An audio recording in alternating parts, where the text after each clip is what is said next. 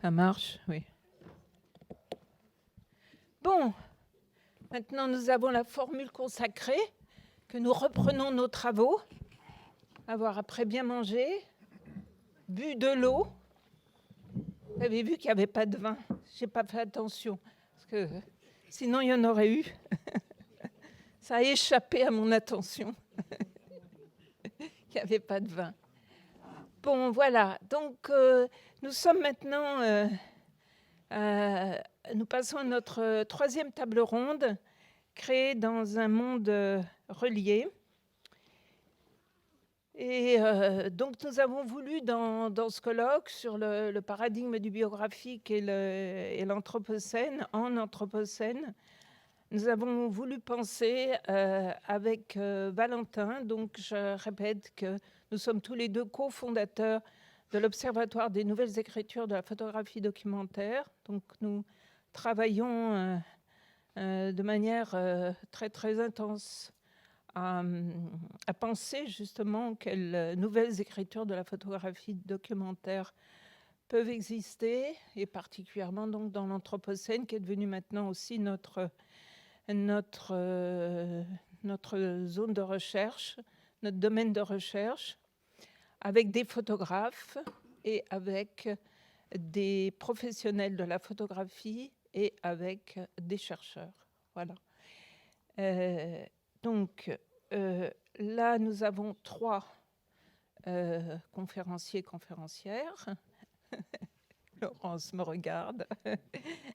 Donc, premièrement, prendra la parole Paul Ardenne. Et je me suis dit, quand je préparais le programme, comment je te qualifie, parce que, oui, parce qu'il est vraiment, je parlais là hier d'être multitâche ou multifacette ou etc. Et il l'est, en tout cas. Et il pense bien toutes ces questions-là. Voilà, j'ai regardé beaucoup de vidéos où tu interviens, etc.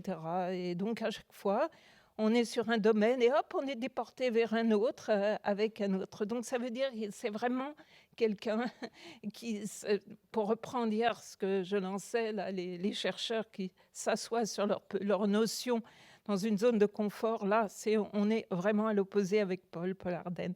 Donc, il est historien de l'art, commissaire d'exposition et écrivain. Voilà, c'était synthétique, mais il était d'accord. Donc, il va nous parler des nouvelles figures de l'art et de l'artiste à l'heure de la transition écologique. Ensuite, nous avons donc Laurence Leblanc, qui est artiste, auteur, photographe, et je la remercie d'avoir posé ce titre à côté pour se présenter, puisque je l'ai repris pour moi. Je ne savais pas comment vraiment me définir. Ça, c'est une longue discussion que nous avons avec Gilles. Je suis photographe. Non, je ne suis pas photographe. Alors, je suis auteur-photographe. Mais non, alors comme il veut toujours bousculer les gens, on va voir tout à l'heure ce que ça va donner. Il me bousculait là-dessus. Et je me suis dit, finalement, Laurence a raison. Mais moi, je ne mets pas de virgule. Alors, je ne sais pas qui a mis une virgule, mais c'est artiste, auteur, photographe, ou subsiste encore. Voilà.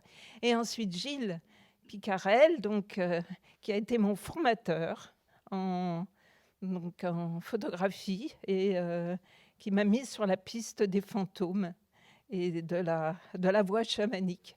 Et j'y suis toujours. Donc, il est artiste, il est lui artiste, vous voyez, il n'est pas photographe.